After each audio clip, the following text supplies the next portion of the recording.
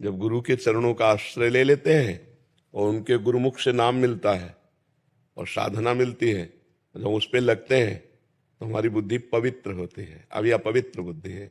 जिस बुद्धि में संसार सत्य नजर आवे, भोगों में सुख नजर आवे, मान सम्मान अच्छा लगे, परिवार प्रिय लगे, वो अपवित्र बुद्धि है। और जिस बुद्धि में केवल वाहे गुरु प्रिय लगे, परमात्मा प्रिय लगे और सब बेकार लगे, वो बुद्धि पवित्र बुद्धि है।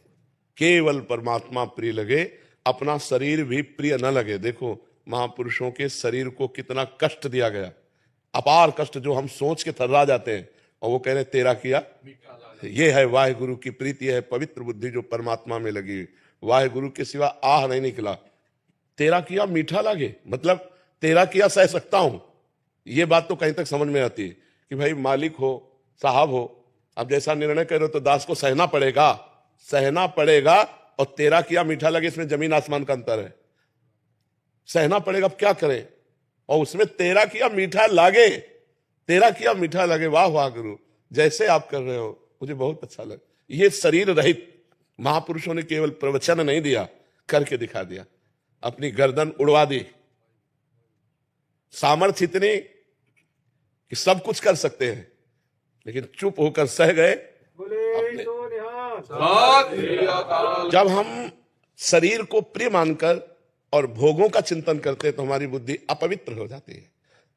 और जब हम परमात्मा को प्रिय मान करके संसार में बर्ताव करते हैं तो हमारी बुद्धि पवित्र हो जाती है।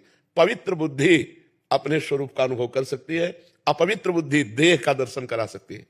अपवित्र बुद्धि में मैं पुरुष हूं, मैं स्त्री हूं। और अपवित्र बुद्धि में मैं भोगता हूं, मैं करता हूं। अपवित्र बुद्धि में मैं करूंगा, मैं भोगूंगा। ये सब मायाकृत है। पवित्र बुद्धि में जो कराओगे वो होगा, जैसे रखोगे वैसे रहूंगा, आपके सिवा मेरा कोई नहीं। जब अंदर से रहता है कि आपके सिवा कोई नहीं, तब हम ये जान पाते हैं कि हमारा स्वरूप क्या है। और स्वरूप में जो स्थित होता है वही देह की धज्जियां उड़ जाने पर भी आ नहीं बोल सकता। और जो स्वरूप में स्थित नहीं तो जरा से काटे तो निकल जाएगा। नहीं, मतलब गजब की निष्ठा, गजब की निष्ठा। तपते हुए तवे पे बैठा दिया गया, ऊपर से जलती हुई बालू डाली जा रही है और विविध प्रकार के क्लेश दिए जा रहे हैं, लेकिन आह नहीं है। वही चेहरे पर मुस्कुराहट, वही वाहेगुरु का नाम, दूसरी कोई। तो ये है शरीर स्थिति से ऊपर उठे हुए स्वरूप में पहुंचे महापुरुष को। तो हमें चाहिए किसी समर्थ गुरु का पहले आश्रय ले, क्योंकि ये अपने मन से नहीं होता, ये गुरुमुख से होता है। समर्थ गुरु का आश्रय ले, उनके चरणों में अपना जीवन समर्पित करे और उनकी आज्ञा के अनुसार साधना करे।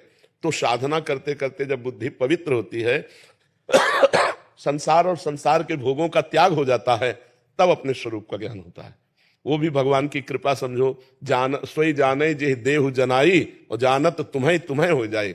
जिसे सदगुरु जना दे वही जान सकता है, और जो जान गया वो सदगुरुमय हो गया, वो गुरुमय हो गया। अब वो जीव नहीं रहा, वो परमात्म स्वरूप हो गया। जानत तुम्हें तुम्हें हो जाए। जैसे वेद कहता है ब्रह्मविद ब्रह्मयु भवति, जो ब्रह्म को जान लेता है वो ब्रह्ममय हो जाता है, वो ब्रह्म स्वरूप हो जाता है। तो पहले हम खूब भजन करें, गुरु के चरणों का आश्रय, तब हम जान पाएंगे अपने को। नहीं तो शीशा देखो तो यही लगता है यही मैं हूं, नहीं लगता है।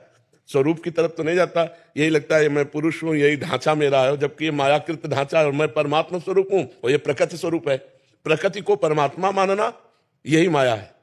प्रकृति को परमात्मा, इसी को तो हम आत्मा मान रहे हैं कि यही मैं हूं। नहीं, ये प्रकृति का एक यंत्र है और मैं इसका संचालन करने वाला हूं। और जो मैं है वही परमात्मा स्वरूप है। उस मैं को, जो मैं है, वह उसी को ब्रह्म कहा गया है वेद में, उसी को वाहेगुरु कहा गया है, उसी को परमात्मा कहा गया, उसी को भगवान कहा गया, उसी को कृष्ण कहा गया, उसी को राधा कहा गया है। जो नाम लो वो वाहेगुरु ही है, दूसरा कोई तो है नहीं। तो जब तक हम भजन नहीं करेंगे तब तक केवल बातें सीख कर सुना सकते हैं या सुनकर सुना सकते हैं, लेकिन अनुभव नहीं होगा। अनुभव के लिए हमें भजन करना पड़ेगा, खूब गुरु